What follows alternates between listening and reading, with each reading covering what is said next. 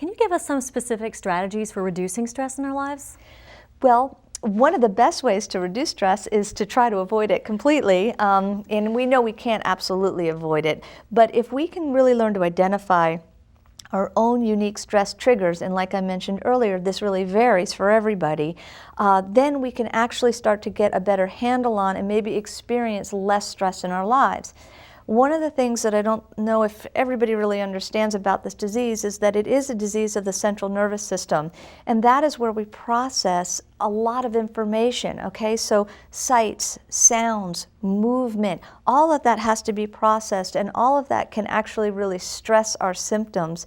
For example, someone going to a mall might come home and be absolutely stressed out and exhausted. They may not really even realize why, but they're taking in multiple, stimulation, sound, movement, different people, having to walk and negotiate between folks.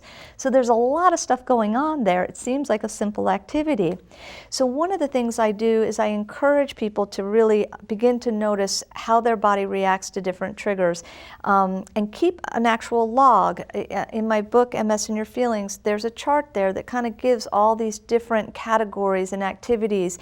And then I ask you to describe a stressful event and then list how you respond to that event. And then if you've noticed symptoms, try to problem solve around how you might have been able to maybe avoid that. And I'll go back to the mall situation. If you know going to the mall or the grocery store is particularly stressful, try using the internet for shopping, or get your groceries delivered, or assign that task to a friend or a family member.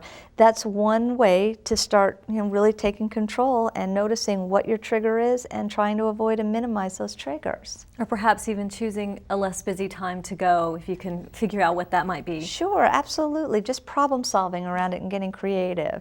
So it's obviously that makes tons of sense, but there's still a lot of stress that we can't avoid. So what do we do about that?